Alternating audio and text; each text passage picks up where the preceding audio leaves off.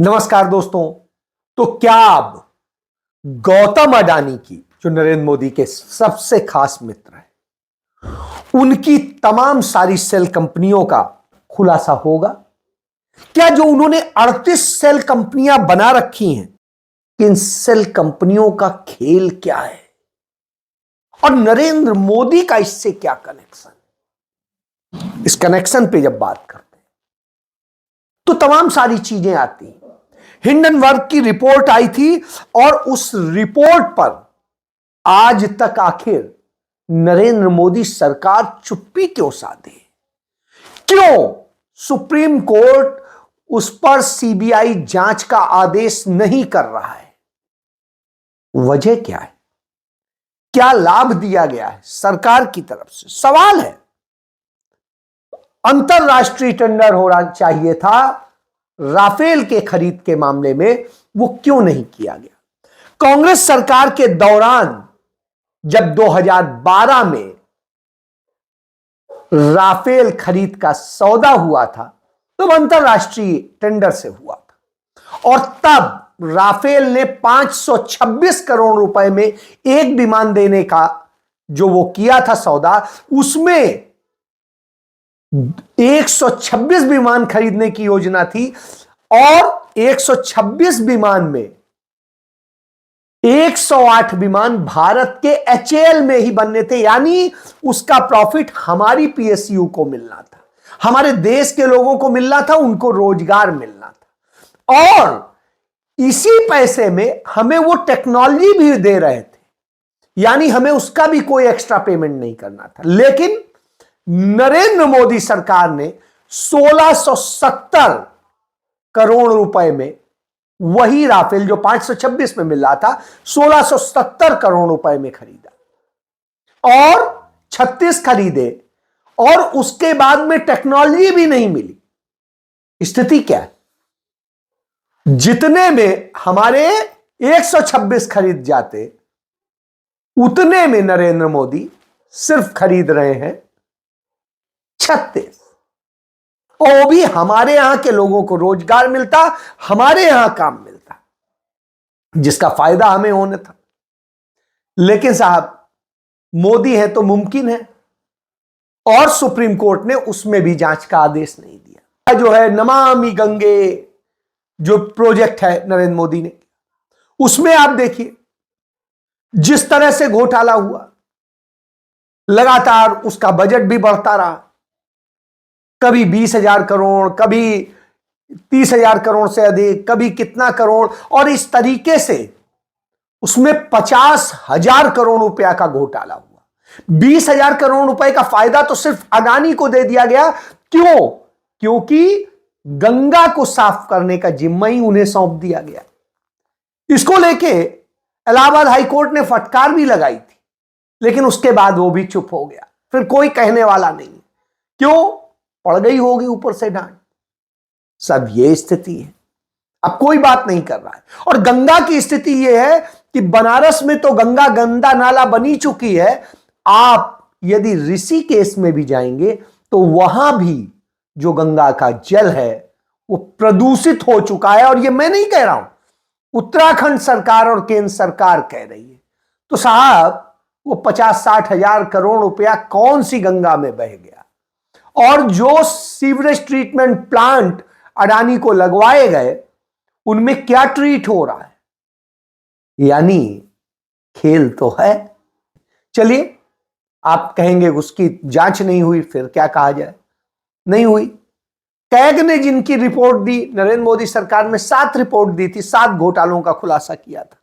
उनमें आप देख लिए भारतमाला प्रोजेक्ट, उसमें सड़क बननी थी और सड़क की स्थिति ये सोने की सड़क बना रहे हूं, वो दाम ले लिया।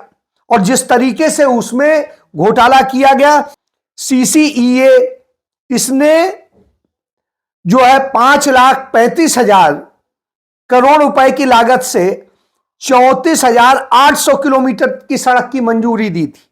यानी 5,35,000 करोड़ रुपए की लागत से 34,800 किलोमीटर सड़क की मंजूरी दी थी। लेकिन वास्तव में ठेका 26,316 किलोमीटर का ही हुआ। इससे जो ये और लागत वो 8,46,588 करोड़, यानी जो 5 लाख कुछ में बननी थी, 5,35,000 करोड़ में, वो 8,46,588 करोड़ में बनी। वो भी उतनी नहीं बनी जो 34,480 किलोमीटर बननी थी, बल्कि 26,316 किलोमीटर बनी। तो यह स्थिति है, यानी परियोजनाओं के प्रति किलोमीटर 15.37 करोड़ रुपए की स्वीकृति दी गई थी और उसकी लागत 2 गुनी से अधिक वसूली गई। यह आप समझ लीजिए। जो द्वारिका एक्सप्रेसवे थी उसमें कैसे हुआ, 18 करोड़ रुपए प्रति किलोमीटर से सड़क बननी थी, मैक्सिमम 18, और 1 किलोमीटर का 18 करोड़ रुपया लगने थे ज्यादा से ज्यादा, और उसमें वसूल लिए गए 250 करोड़ रुपया प्रति किलोमीटर। यह घोटाला हुआ, आप समझ सकते हैं ये क्या है, NHAI घोटाला है।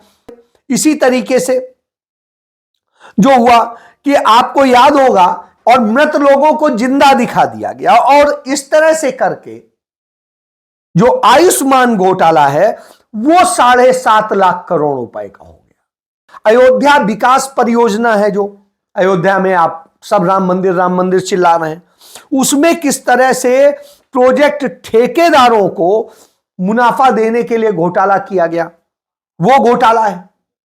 जमीन का वहां घोटाला है, वो भी है। इसके बाद सिंचाई विभाग का जो है घोटाला है। फिर इसी तरीके से विधवा पेंशन, विकलांग पेंशन और इन सब का जो पैसा है वो खा जाया गया। ये स्मृति ईरानी के विभाग का मामला है, वहां पर ये हुआ। इसी तरीके से HAL पर विमान के इंजन की जो डिजाइन करानी थी उस पर हो गया। सारे घोटाले घोटाले। तो साहब ये घोटालों की सरकार है क्या, और घोटाले होके होता क्या है? इसके बाद में आपको याद होगा, राहुल गांधी जो कहते हैं वही सच साबित होता है, और यह बात आज फिर सुप्रीम कोर्ट में साबित हो गई। राहुल गांधी ने, जब भारत सरकार चुनाव बॉन्ड लेके आ रही थी, राहुल गांधी ने कहा था यह कानूनी रिश्वत और भ्रष्टाचार का मामला है, और आज यह साबित हो गया, सुप्रीम कोर्ट ने कह दिया कि यह अवैध है, और यह निश्चित रूप से जो पारदर्शिता का सिद्धांत है कि by the people for the people, तो वो जो नियम है संविधान का, उसके बिल्कुल खिलाफ है। The anonymity of the contributor is intrinsic to the electoral bond scheme. The electoral bond scheme is not distinguishable from other modes of contributions through banking channels such as checks, transfer through the electronic clearing system, or direct debit if the anonymity component of the stream is struck down. Thus, the electoral bond scheme 2018 will have to be struck down as unconstitutional. और जो पारदर्शिता के लिए RTI act आया था उसका यह घोर उल्लंघन है। ऐसी स्थिति में यह अवैध घोषित किया जाता है। जो इसके लिए कंपनी एक्ट में और दूसरे एक्ट में संशोधन किया गया था, जनप्रतिनिधित्व कानून में संशोधन किया गया था, उसको भी उन्होंने रद्द कर दिया। कोर्ट ने साफ कहा कि यह कैसा धन है, क्या है, यह जनता को पता होना चाहिए, क्योंकि काला धन खत्म करने के ही नाम पे आपने नोटबंदी की थी। तब भी राहुल गांधी ने कहा था यह बहुत बड़ा घोटाला है, और बाद में वो प्रूव हुआ कि साहब 99% जो है, जितना पैसा था वो सब वापस आ गया, यानी 1 रुपया कोई काला धन नहीं था। तो भाई फिर काला धन गया कहां, किसके पास गया? और सबसे ज्यादा नोट बदली किसने करी? अमित शाह जिस बैंक के चेयरमैन हैं, उस अहमदाबाद कोऑपरेटिव बैंक सोसाइटी। अब आप समझिए, तो इस तरह की यह स्थिति है। इसके बाद आइए आप, जब यह घोटाला हो जाता है, फिर और कहा जाता है कि जो कहा गया था 2014 में कि काला धन लाएंगे, लाए तो नहीं, वहां 4 गुना हो गया स्विस बैंकों में पैसा। अब आप समझिए तो काला धन जा कहां रहा है, कहां यूज हो रहा है। तो साहब सबसे बड़ी बात, जितना हजारों करोड़ रुपया चंदा मिला तमाम पार्टियों को, राजनीतिक पार्टियों को चुनाव बॉन्ड के द्वारा, 95% इलेक्टोरल बॉन्ड्स का पैसा एक पार्टी यानी कि भारतीय जनता पार्टी को मिला। हम भी ये जानना चाहते हैं, देश भी ये जानना चाहता है कि उसके एवज में आपने क्या हवाई अड्डे बेचे हैं, आपने क्या कोयले की खदानें बेची हैं, आपने क्या किया है, या एमएलए खरीदे हैं, या नए सूट सिलवाए हैं। ये जानने का हक हम सबको है। या नए हवाई जहाज खरीदे हैं, हमें नहीं मालूम आपने क्या खरीदा। 95% यानी कि 5,200 करोड़ रुपए भारतीय जनता पार्टी के अकेले के खाते में इलेक्टोरल बॉन्ड से आया है। आपको याद होगा कि ये electoral bond scheme Bharatiya Janata party की मोदी सरकार मनी बिल के तौर पे लेकर आई थी, ताकि राज्यसभा में इस पर कोई चर्चा ना हो, कोई बहस ना हो और सीधा पारित हो जाए। दूसरी पार्टियों से 10 गुना अधिक। ऐसा पहले तो कभी नहीं होता था। कांग्रेस भी सरकार में थी तब बॉन्ड नहीं होता था, चंदा ही होता था। और तब तो ऐसा नहीं होता था, सबको मिलता था, किसी को थोड़ा कम, किसी को थोड़ा ज्यादा। लेकिन अब तो इतना बड़ा अंतर है। इतना बड़ा अंतर क्यों है भाई? कहां से आ गया? और भारतीय जनता पार्टी के इतने ऑफिसेज, इतना सब कुछ, इंफ्रास्ट्रक्चर, ये सब कहां से बनने लगा? यह इस बात का सबूत है कि वास्तव में सारा काला धन यहां पर लगा हुआ है। और यह काला धन तो सब इसको लेके कांग्रेस पार्टी के जो मीडिया सेल के प्रभारी हैं पवन खेड़ा, उन्होंने पूछा कि इलेक्टोरल बॉन्ड के बदले में क्या बेचा गया। यह सीधा सीधा भ्रष्टाचार का मामला है और इस भ्रष्टाचार के मामले में सीधे सीधे प्रधानमंत्री खुद शामिल हैं। ऐसे कई खोजी पत्रकारों ने फाइल की नोटिंग्स तक सार्वजनिक की हैं, आप सबके सामने हैं। मैं भी आपसे साझा करूंगा, जिसमें चुनाव आयोग हो, वित्त मंत्रालय हो, लॉ कमीशन हो, लॉ मिनिस्ट्री हो, इन सब ने अपने अपने स्तर पे जिनके जमीर जिंदा हैं उन अधिकारियों ने फाइल नोटिस में अपना विरोध दर्ज किया था। उस विरोध को नजरअंदाज करते हुए किस तरह से ये थोपी गई इलेक्टोरल बॉन्ड स्कीम इस देश पर, यह हम सब ने देखा। आज प्रधानमंत्री एक्सपोज हो गए हैं, बेनकाब हो गए हैं, उनका भ्रष्टाचार बेनकाब हो गया। ये भ्रष्टाचार मैं कहूं, बचते हुए कह दूं कि भाजपा का भ्रष्टाचार है, ये इलेक्टोरल करप्शन है, ये सब मुझे लगता है लाग लपेट की बात होगी। ये सीधा सीधा प्रधानमंत्री द्वारा किया गया एक भ्रष्टाचार है, जिसको कानूनी जामा पहनाने का प्रयास किया गया। मनी बिल लाकर आपने मनी का इंतजाम कर दिया विधायक खरीदने के लिए। अदानी को क्या दिया गया, अंबानी को क्या दिया गया, किसको क्या दिया गया, इसका भी तो खुलासा होना चाहिए। पैसा कहां गया। और इसको लेके जो लड़ाई लड़ रहे थे, इस पे सुप्रीम कोर्ट ने भी बहुत सही कहा। प्रशांत भूषण ने इसको लेके कहा कि इस स्कीम से यह नहीं पता लगता कि किसने कितने रुपए के बॉन्ड खरीदे और किसे दिए। सर्वोच्च न्यायालय ने इसे सूचना के अधिकार का उल्लंघन माना। यानी आप यह समझिए कि यदि सूचना का अधिकार कांग्रेस सरकार नहीं देती तो शायद आज ये चोर बाजारी चल रही होती। भ्रष्टाचार के खिलाफ आज आरटीआई एक्ट बड़ा हथियार बना, जो जिस उद्देश्य से वो लाया गया था।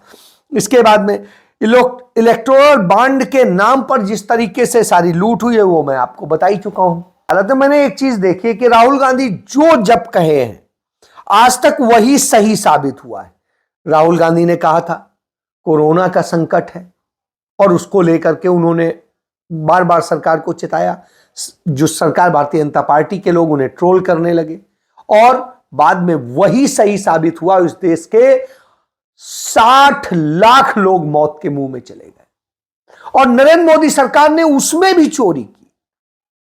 उन्होंने तमाम विश्व से कहा, संयुक्त राष्ट्र से कहा कि साहब हमें वैक्सीन लगाने के लिए जो है पैसा चाहिए। तो विदेशी बैंकों से 73,000 करोड़ रुपया लिया और उनसे तो 73,000 करोड़ रुपया का लिया। यहां अपने चहेते पूंजीपतियों को लाभ देने के लिए सस्ती वैक्सीन को महंगे दाम में खरीद करके लोगों को लगाने को किया और किया। अब इसका जो कहते हैं मुफ्त लगाई, उसका पैसा हम आप भर रहे हैं टैक्स के रूप में, क्योंकि वो पैसा वापस किया जा रहा है। तो ये आप समझ लीजिए कि उसका जो कोविड टैक्स हम पे लगा दिया गया, सेस, वो करके वसूली हो रही है। इसके बाद इसी जैसे स्वच्छता का सेस लगा दिया, किसान सेस लगा दिया। किसान को ये नहीं दे रहे हैं, हमारे आपके से पैसा जा रहा है, उससे दिया जा रहा है। इसी तरीके से वो है।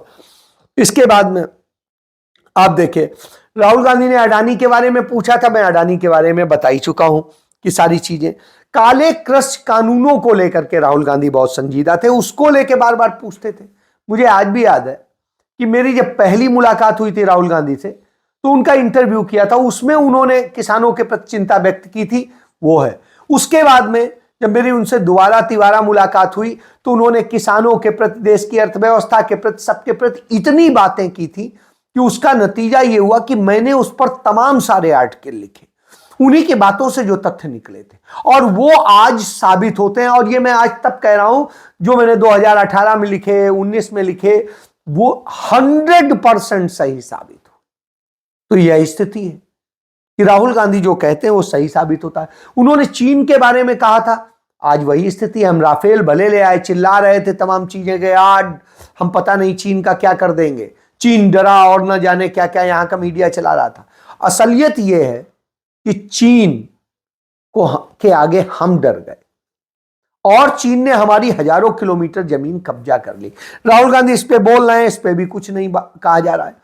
गलत जीएसटी करके किस तरीके से इस देश के एमएसएमई सेक्टर को खत्म कर दिया गया, किस तरीके से गरीब और छोटे लोगों को मरने के लिए मजबूर कर दिया गया, बेरोजगारी में ढकेल दिया गया, इसको लेकर भी राहुल गांधी ने सदैव चिंता व्यक्त की। और स्थिति यह हुई कि आज बेरोजगारी हिंदुस्तान के इतिहास में सबसे ज्यादा है। तो इस तरह की स्थिति है। इसके अलावा भी इतने सारे घोटाले हुए हैं कि उन घोटालों पे यदि आप बात करेंगे तो आपको समझ में नहीं आएगा। आप ये समझिए, भारत की स्थिति ये कर दी है नरेंद्र मोदी ने कि भारत का बजट 46% कर्ज पे है, जो कि कांग्रेस के समय में 20 से 22% पर था। यानी इस देश को आग लगाने का काम किया है।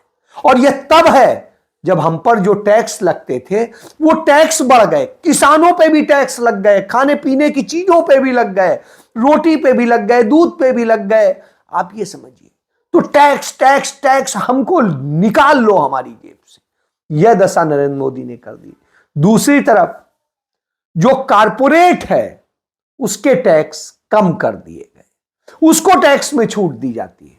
तो साहब, ये नरेंद्र मोदी की सरकार है, इसीलिए उसे इलेक्टोरल बॉन्ड पसंद आता है और इसीलिए उसके बचाव में इतने समय से संघर्ष कर रहे थे। लेकिन आज सुप्रीम कोर्ट में यह स्पष्ट हो गया कि नरेंद्र मोदी ने फ्रॉड किया था और इलेक्टोरल बॉन्ड के जरिए उन्होंने काला धन और सारा धन वसूला।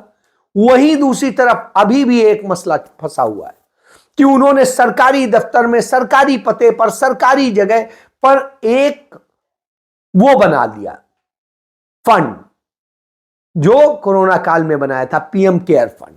और पीएम केयर फंड नाम रख के इस देश के लोगों से, तमाम से, दुनिया से दान ले लिया।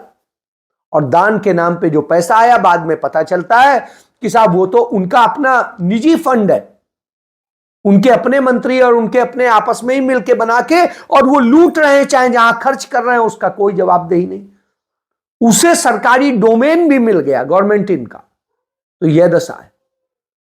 इससे आप समझ सकते हैं कि नरेंद्र मोदी ने कैसे इस देश को लूटा है। इसलिए इलेक्टोरल बॉन्ड पर जो सुप्रीम कोर्ट का जजमेंट आया है, वो निश्चित रूप से यह संदेश देता है कि नरेंद्र मोदी ही चोर है और राहुल गांधी उसको बचाने के लिए, देश के लिए लड़ाई लड़ते हैं। जब आवाज उठाते हैं तो ये उन्हें ट्रोल करते हैं। नरेंद्र मोदी झूठ बोलते हैं, झूठ बोलते हैं कि हम अरब देश में पहला हिंदू मंदिर खोल रहे हैं, जबकि वास्तविकता यह है वहां जो वो मंदिर जिसका उद्घाटन कर रहे थे वो हिंदू मंदिर नहीं बल्कि स्वामी नारायण संप्रदाय का मंदिर है। और दूसरी चीज, वहां पर कोई भगवान शिव की और कृष्ण की या राम की किसी की मूर्ति नहीं है, स्वामी नारायण संप्रदाय का। जैसे आप जाएंगे अहमदाबाद में है, अक्षरधाम है, इसी तरीके से वो पर्यटन स्थल है नंबर 1। और उससे कैसे मुनाफा वसूली होती है, क्या क्या होता है, सबको पता है कि उसका क्या कनेक्शन है नरेंद्र मोदी से। गुजरात में हम सब देख चुके हैं।